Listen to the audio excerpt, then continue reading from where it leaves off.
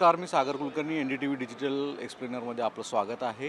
मुळात इनसाइडर काही माहिती जी आहे ती आपणास मी कायम देत असतो. आजचा चर्चेचा विषय आहे ते म्हणजे दोन राष्ट्रवादी काँग्रेस एकत्रित येणं, नेते जोमात, कार्यकर्ते कोमात अशी परिस्थिती. एका बाजूला दोन राष्ट्रवादी काँग्रेस खरंच कधी विभक्त झाल्या का? असाही अनेक वेळा यापूर्वी प्रश्न पडला. कारण की यापूर्वीही पवार कुटुंबीय कौटुंबिक कारणांच्या निमित्तानं सतत एकत्रित येत राहिलं. कधी शरद पवार यांच्या नातवाचं लग्न सोहळ्याच्या निमित्तानं, तर कधी कौटुंबिक इतर कार्यक्रमाच्या निमित्तानं. सुप्रिया सुळे, अजित पवार, अजित पवारांचे भाऊ श्रीनिवास पवार, तसंच पवार कुटुंबियांमधले इतर सदस्य हे सतत एकत्रित राहिले. मग कधी अजित पवार एखाद्या विवाह सोहळ्याला युगंधर पवारांच्या गेले नाहीत म्हणून चर्चा झाली, तर कधी अजित पवारांच्या लग्नाला श्रीनिवास पवार हे गेले नाहीत अशीही चर्चा झाली. पण चर्चेचा विषय भलेही पवार कुटुंबियांमध्ये मतभेद आहे का हा सतत राहिला, तरी हे पवार कुटुंबीय आहे ते एकच असतं अशीही कायम कार्यकर्त्यांची चर्चा होती. मुळात आत्ता याची चर्चा करण्याचं कारण म्हणजे पुणे आणि पिंपरी चिंचवड महापालिकेच्या निवडणुकीमध्ये अजित पवारांनी शरद पवार राष्ट्रवादी काँग्रेसला हात दिलेली आहे आणि घड्याळाबरोबर आता तुतारी वाजणार आहे. मग ही तुतारी घड्याळ किती मनोमिलन होणार आहे, ही लिटमस टेस्ट आहे का? आणि भविष्यामध्ये हे दोन्ही राष्ट्रवादी काँग्रेस एकत्रित येत राष्ट्रवादी काँग्रेसची विलिनीकरण होणार आहे का? याचा जोरदार राजकीय वर्तुळात गॉसिप सुरू झालं आहे. मुंबई एका बाजूला एकनाथ शिंदे आणि भाजप हे एकत्रित युती म्हणून साथ जात आहेत, पण युतीतला तिसरा जो भाऊ आहे त्याला मात्र स्वतंत्र लढण्याच्याच ऑफर दिल्या जात आहेत. नवाब मलिकांचं निमित्त केलं जातं आहे, पण चर्चा मात्र अशी आहे की शिंदे आणि भाजप हे जुने मित्र आहेत आणि ते एकत्रित राहण्याचा फायदा अधिक आहे. दुसरीकडे नवाब मलिकांच्या निमित्तानं अजित पवारांची राष्ट्रवादी फारशी ताकद मुंबईत नाही आहे, त्यावेळेस ती वेगळी लढली तर अधिक योग्य आहे. विनाकारण कुठल्या सीट देण्यापेक्षा अजित पवारांनी वेगळं लढावं अशा स्वरूपाचा मतप्रवाह भाजप आणि शिवसेनेच्या नेत्यांचा मुंबईतला आहे. अर्थात सुनील तटकरे वारंवार जगजाहीर सांगतायत की युतीत आम्हाला जायचं आहे, पण सुनील तटकरेंनी सुद्धा त्यांच्या पार्टीची मुंबईमध्ये जवळपास 50पेक्षा वेगवेगळ्या ठिकाणी चाचपणी करून निवडणूक लढवण्याची तयारी केली आहे. कदाचित याबाबतची घोषणा पुढच्या काही दिवसांमध्ये होईल. मग मुद्दा राहतो तो परत एकदा पुणे आणि पिंपरी चिंचवडचा. एकेकाळी पिंपरी चिंचवडच्या काँग्रेसचा बालेकिल्ला होता. कालांतराने अजित पवारांनी तिथे स्वतःचा पक्ष विस्तारला आणि पिंपरी चिंचवड महापालिका पहिल्यांदा ताब्यात घेतली. पिंपरी चिंचवडमध्ये अनेक विकास कामं केली गेली, तरी देखील 2014मध्ये ज्यावेळेस महाराष्ट्रामध्ये युती सरकार आलं, देवेंद्र फडणवीसांच्या नेतृत्वात सरकार आलं, त्यानंतर मात्र देवेंद्र फडणवीसांनी पुणे आणि पिंपरी शहराकडे आवर्जून लक्ष दिलं. आणि आपणास आत्ताही माहिती आहे की 2024 नंतरसुद्धा मुख्यमंत्रीपदावर विराजमान झाल्यावरही आठवड्यातून एक दिवस जसे ते नागपूरला असतात, तसंच ते पुणे शहरामध्ये आवर्जून वेगवेगळे सार्वजनिक कार्यक्रम घेतात आणि पुण्यात त्यांचं लक्ष अधिक असतं. यामुळेच अजित पवार विरुद्ध देवेंद्र फडणवीस असा राजकीय संघर्ष अधिक होईल असं म्हटलं जात होतं. पण पिंपरी चिंचवड आणि पुण्यामध्ये आता हे दोन्हीही म्युच्युअल अंडरस्टँडिंगनी एकमेकांच्या विरोधात निवडणूक लढवत आहेत असं म्हटलं जातं. वास्तविकतेत निवडणुकीमध्ये म्युच्युअल अंडरस्टँडिंग ही कधीच नसते. जर एकमेकांच्या विरोधात जोरदार ताकद लावली तर अजित पवार हे जास्त भारी पडत आहेत का देवेंद्र फडणवीस भारी पडत आहेत, असा प्रश्न आता पुणे आणि पिंपरीतल्या लोकांना आहे. पुणे पिंपरीमध्ये अजित पवारांना आता स्पष्ट समजलेलं आहे की त्यांना भाजप आणि शिवसेना हे एकत्रित घेणार नाही आहेत. त्यामुळे अजित पवारांनी सुप्रिया सुळेंबरोबर असणाऱ्या नेतृत्वात, शरद पवारांच्या नेतृत्वात असणाऱ्या तुतारीबरोबर हात मिळवणी करण्याचा प्रयत्न केलेला आहे.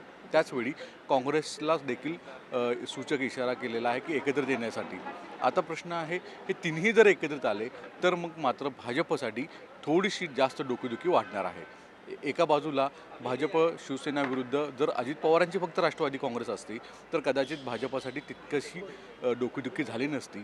पण आता काँग्रेस आणि शरद पवार राष्ट्रवादी काँग्रेस हे जर स्थानिक पातळीवर एकत्रित असतील तर पुणे महापालिकेच्या आसपास जे काही नव्यानं समावेश करण्यात आलेली शहरं आहेत, पिंपरी चिंचवड परिसरामध्ये जी काही नव्यानं शहरं ग्रामीण भागातली शहरांमध्ये घेतलेली भाग आहेत, अशा ठिकाणी ग्रामीण भागांमध्ये राष्ट्रवादी काँग्रेसचं प्राबल्य हे अजित पवार आणि शरद पवार राष्ट्रवादी काँग्रेसचं आहे. त्यात सुप्रिया सुळेंचा खडकवासला मतदारसंघ जो विधानसभेचा क्षेत्र येतो तो लोकसभेच्या अंतर्गत आहे.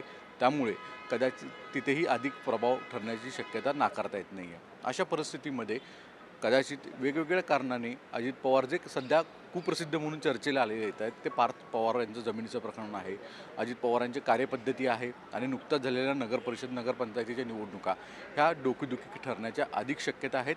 पण तरी देखील अजित पवार गेले 2 ते 3 दिवस पुण्यात ठाण मांडून आहेत आणि पुणे पिंपरीच्या निवडणुकीची तयारी करत आहेत. अशा परिस्थितीमध्ये जर दोन राष्ट्रवादी काँग्रेस एकत्रित येतात याच मुद्द्यावरनं जे जगताप आहेत, जे शरद पवार राष्ट्रवादी काँग्रेसचे पुणेचे अध्यक्ष होते आहेत अर्थात, ते कदाचित राहणार नाही आहेत. कारण की भाजप पूर्ण जे राजकीय वर्तुळातलं गॉसिप जे सुरू आहे त्यानुसार भाजपामध्ये हातचं कमळ ते घेण्याची शक्यता वर्तवली जात आहेत. यामागचं कारण देखील असं आहे की प्रशांत जगताप ज्यांच्या विरोधात निवडणूक लढवली ते अजित पवार राष्ट्रवादी काँग्रेसचे विद्यमान आमदार हडपसरचे आहेत चेतन तुपे, आणि त्यांच्या विरोधात जगतापांनी निवडणूक लढवली होती. आता जगतापांना जर ताकद जर मिळणार नसेल तर ते पर्यायी म्हणून थेट भाजपामध्ये सहभागी होत आहेत आणि 2029ची तयारी करतील असंही म्हटलं जातं. आत्तासुद्धा जगतापांनी जर भाजपात गेले आणि त्यांनी अधिक नगरसेवक निवडून भाजपाला ताकद दिली तर कदाचित भाजपमध्ये त्यांची ताकद अजून वाढेल असंही म्हटलं जातं. या सगळ्या घडामोडी पुढच्या कालावधीमध्ये घडतील. पण सध्या दोन राष्ट्रवादी काँग्रेस जे नेते, जे पदाधिकारी एकमेकांवर तुटून पडत होते ते मात्र प्रचंड संभ्रम परिस्थितीत आहेत. कारण की नेते एका बाजूला एकत्रित येऊ पाहत आहेत. दोन पवार कुटुंबीय या निमित्ताने एकत्रित आलं तर मग जे एकमेकांना शिव्या देत होते त्यांचं काय होणार? कारण की एका बाजूला या दोन्ही पार्टीमध्ये सुप्रिया सुळेंच्या कार्यपद्धतीविषयी अनेकांना जाण आहे, अजित पवारांच्या कार्यपद्धतीविषयी अनेकांना जाण आहे, आणि हे दोन्हीही नेते म्हणजे सुप्रिया सुळे असोत किंवा अजित पवार असोत हे अनेक वेळा अनेक गोष्टी खूप चांगल्या लक्षात ठेवतात आणि त्याचं योग्य वेळी प्रत्युत्तरसुद्धा देतात. त्याला वेगवेगळ्या माध्यमातून उत्तर दिलं जातं असं म्हटलं जातं. मग यामुळेच कदाचित नेत्यांमधली ही जी एकोपा आहे ती कुठेतरी खालच्या पदाधिकाऱ्यांमध्ये अस्वस्थता वाढेल असं म्हटलं जातं आहे.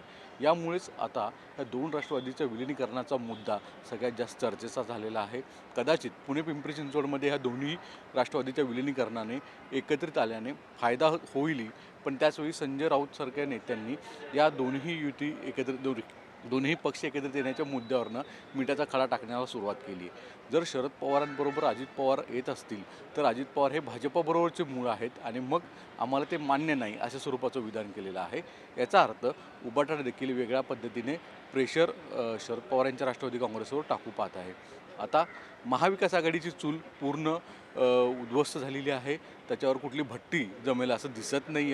यामुळे शरद पवारांसारख्या जाणकार नेत्यांनी योग्य ठिकाणी वेगवेगळ्या जशी जमेल तशी गणितं आणि पक्ष जसा फायद्याचं होईल अशी गणितं घेण्याची ठरवलेलं आहे.